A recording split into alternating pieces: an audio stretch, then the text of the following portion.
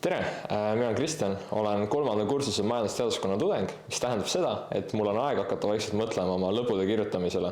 Aga klassikaline tudeng ei ole väga veel selle peale kuskilt mõtlema hakanud ja tahaks nüüd kuskilt natuke pihta hakata. Ja selleks olemegi täna kokku saanud Kertu Lätsega, kes siis mulle ja ka teistele lõpetajatele suudab siis hea suuna kätte anda, et kuidas hakata pihta lõppudeks valmistumiseks siis. Tere Kristjan ja tere kõik tudengid.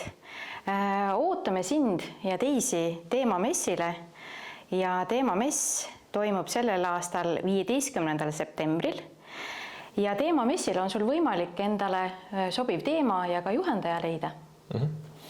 Mida siis teemamess täpselt endast kujutab, et ma varem olen midagi natuke sellest kuulnud, aga mitte väga detailselt, et ma saan aru, et ma saan endale lõpuks sealt juhendajaga, kuidas see täpsemalt välja näeb, et mis protsessi kaudu ma selle lõpuks endale võin saada? Teemamessi sellel aastal oleme siis kavandanud niimoodi, et tudengid saavad teha paar päeva enne 15. septembrit, kui mess algab, eeltööd. Me riputame üles mõned olulised lühivideod, mis tutvustavad meie inimesi õppetoolide kaupa ja nende uurimis- ja teadustöö teemasid. Ja lisaks sellele ka tegelikult on tudengitel võimalik tutvuda sellel aastal välja pakutud lõputööde teemadest, mis siis on samuti mõni päev enne messi juba veebis kätte saadavad. Aga mis siis toimub teemamessi päeval? Teemamessi päeval on võimalus siis nendel inimestel, kes ei ole veel endale sobivat teemat ja juhendajat leidnud, tulla kohale ja siis enda personaalse kontaktina võib-olla siis see juhendaja, kes sind lõputöö teemas juhendab, siis ka lõpuks leida. Ja esimesed kokkulepped teemamessil on võimalik kindlasti juba ka sõlmida. Ja me loodame, et teemamessile tulevad kohale kõik tudengid ja kõik õppejõud. Nii et seal on võimalus siis see sinu oluline mure lahendada. Super, aga ütleme, et mul on näiteks juba teema olemas. Kas mul isegi siis on mõttekas tulla teemamessile? Jaa, absoluutselt, et teemamessil tegelikult on võimalus juba ka juhendajaga siis edasi süvendatud selle teema teravikuga minna, et mismoodi ja kuidas seda lõputöö kirjutamist võiks kavandada, kuidas uurimust või uuringut läbi viia, et mis iganes sulle siis huvi pakub, et ja juhendajal kindlasti on sulle mõningaid soovitusi jagada, et kuidas seda tööd oleks mõistlik teha. Okei, hästi. Teemamessile ma siis kindlasti lähen, aga ütleme, et teemamessil on käidud, et mis sealt edasi enam saab, et siis peaks see töö pihta hakkama, aga kuidas see täpsemalt välja võib näha või millele ma peaksin töö kirjutamisel eriti tähelepanu panema? Töö kirjutamise juures on kindlasti üks olulisemaid õnnestumise faktoreid aja planeerimine. Nii et aja planeerimise juures siis, mis iganes sa arvad, et sul kulub aega, korruta see asi 3-ga, et tavaliselt inimesed alahindavad seda, et kui teaduse või uurimustöö jaoks nad on mingi aja võtnud, siis tegelikult sul kipub enamasti rohkem aega kuluma. Nii et hea aja planeerimine. Okei, aga kui oluline näiteks on siis see juhendajaga siis sellise püsisuhtluse hoidmine just töö kirjutamise vältel? See on väga oluline, et juhendajatel võib olla teinekord rohkem kui üks tudeng juhendada, nii et see tähendab seda, et ka juhendajatel ei pruugi olla alati võimalust lõputult sinule aega pühendada, nii et juhendajatega kontakti endast meelde tuletamine on oluline ja võib-olla see suhtlus personaalselt, see alguspunkt, see teema messilt võikski nagu alguse saada, et edasi selles mõttes on juba igaühe enda kokkulepe, et mis on mugavam formaat, et kas veebi teel kohtuda, kirja teel suhelda, et see on siis juba selline personaalne kokkulepe juhendajaga, aga kindlasti siis jah, et tudeng peaks enda südameasjaks võtma samamoodi, et endast märku anda, kui ta oma uurimustööga siis nagu protsessis mõne probleemi ees on või mingid küsimused on, et siis juhendaja ongi selle jaoks, et ta saab sind aidata.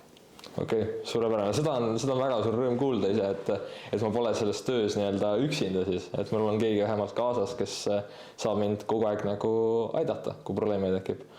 Okei, aga ütleme, et mul on siis juhendi olemas, mul on teema olemas, et ja mul enam plaan ka paigas, et pean kõik nagu varakult ära tegema, et mis on selline esimene nagu selline suurem nagu tähtaeg või midagi, millega ma pean nagu arvestama, et uurimustööga, et kus mul peab mingi protsess olema valmis, et mis perioodiks enam-vähem?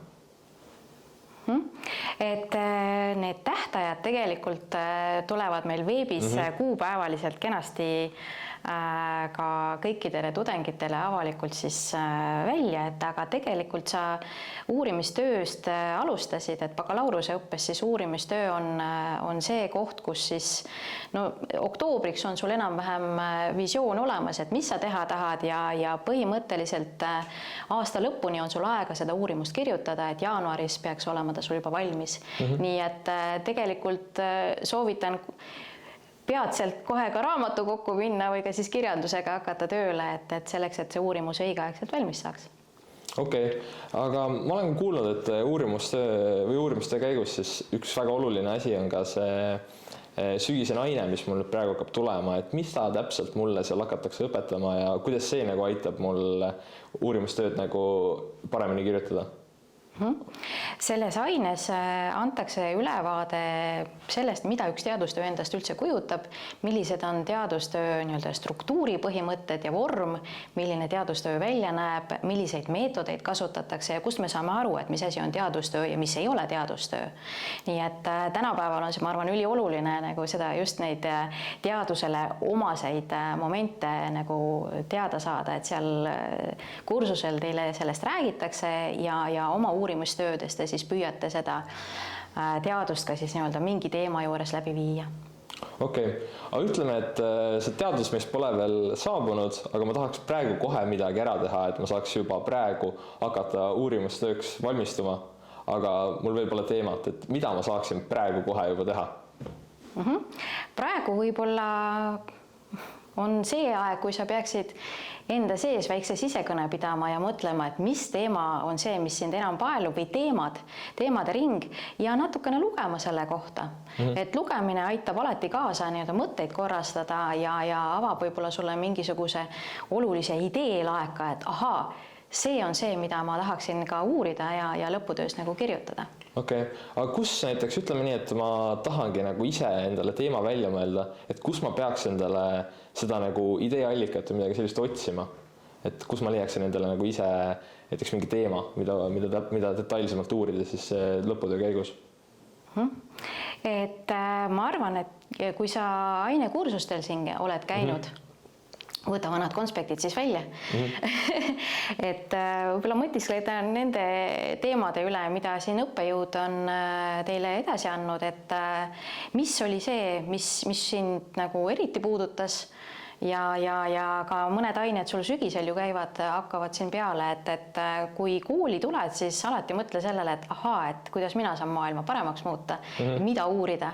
Et võib-olla ikkagi see selline ise otsimine, ise leidmine on see minu soovitus. Kas ma võiks näiteks eelmise aasta bakalaureuse-tööd ka uurida ja nendest inspiratsiooni võtta? Absoluutselt, et varasemad lõputööd, bakalaureuse ja ka tegelikult magistritööd on heaks allikaks, et vaadata, millised on olnud need teemad, mis on varasemaid tudengeid huvitanud ja nendest töödest sa leiad ka sellise kokkuvõtvas osas tavaliselt soovitused, et mida võiks selle või teise teema juures veel edasi uurida.